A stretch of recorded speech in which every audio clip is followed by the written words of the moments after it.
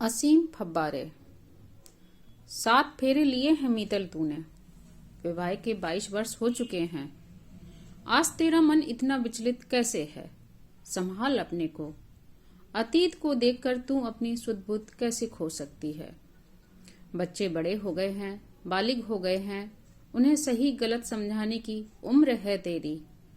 मीतल अपने आप को एक बच्चे की तरह समझा रही थी, परंतु मीतल का अपने ऊपर वश न था।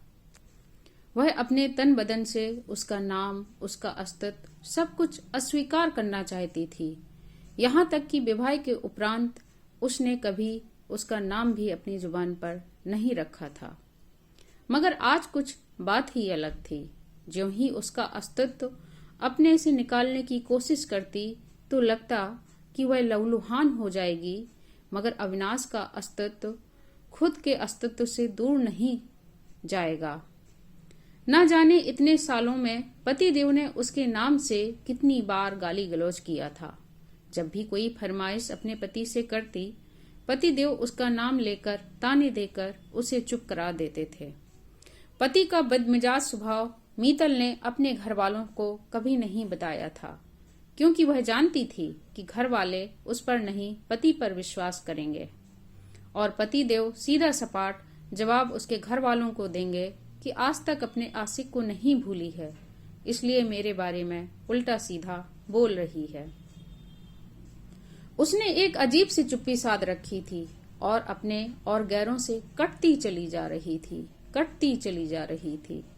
मगर 4 दिन पहले उसका अतीत उसके घर में दस्तक देकर क्या गया कि मीतल तो सुध-बुध ही खो बैठी थी।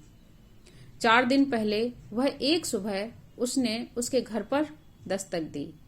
इतवार था, पतिदेव घर पर थे। पुरानी रिश्तेदारी या जान परिचय होने के कारण पतिदेव ने उसका एक सामान्य व्यवहार की तरह स्वागत किया, साथ में खाना खाया, परंतु ना जाने क्या सोचकर डाइनिंग टेबल से उठकर बाहर चले गए। शायद यह सोचकर कि पुरानी यारी दोस्ती है मीतल और अविनाश की, एकांत में कुछ बात कर लें, या भविष्य में ताने सुनाने के लिए, फ्यूचर प्लान करने के लिए मौका दे रहे थे। या उनमें कौन सी इंसानियत उस दिन जाग गई थी कि बचपन के दोस्त हैं, कुछ खट्टी मीठी यादें ताजा होंगी और शायद मीतल का मन कुछ हल्का हो जाए। अकेले में ठीक रहेगा, जो शायद उनकी उपस्थिति में दोनों बात नहीं कर सकते थे। मीतल और अविनाश। एकांत पाकर अविनाश की आंखों का सब्र का बांध टूट गया और विचलित मन से बोला, मैं तो अपनी बिंदास मीतल को देखने आया था। वही हंसती खिलखिलाती दुनिया से बेपरवाह मीतल को देखने आया था, मगर ये क्या, तू तो बिल्कुल जिंदा लाश बन चुकी है। आज मीतल ने पहली बार अपने लिए किसी को रोते देखा था। मीतल का मन तभी से विचलित हो रहा था। वह नहीं जानती थी कि अविनाश उसे इतना चाहता है। आज उसे पता चला कि पतिदेव उसके नाम से हमेशा गालियां क्यों देते थे, जो मीतल आज तक कभी ना समझ पाई। इतने सालों बाद इस चंद मुलाकातों ने समझा दिया। जो वह अपने भीतर ना देख पाई थी, वह छवि उसके पति को दिखाई देती थी। उसे सब कुछ समझ आ गया था, मगर वक्त बहुत आगे निकल चुका था और अविनाश का इस उम्र में उसके मन मस्तिष्क में छा जाना ठीक नहीं था। यही बात मीतल अपने आप को बार बार समझा रही थी। उसके अस्तित्व को यह कहकर स्वयं से निकालने की कोशिश कर रही थी कि पतिदेव ही उसके लिए सब कुछ है। मगर जैसे ही उसे निकालती, उसे लगता अपने ही हाथों अपनी चमड़ी खुरच रही है।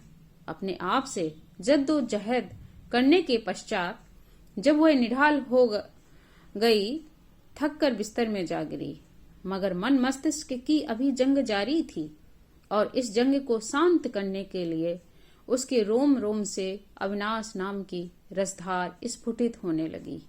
और अब तो यह लग रहा था कि एक एक रोम से हजार हजार अविनाश नाम की रसधार के फव्वारे स्फुटित हो रहे हों। मीतल आंख बंद करके असीम आनंद में खोती चली जा रही थी और पतिदेव मीतल के चेहरे पर अलौकिक प्रेम की आभा देखकर स्तब्ध रह गए।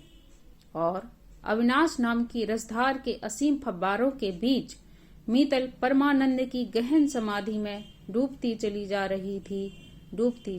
रही थी। धन्यवाद दोस्तों।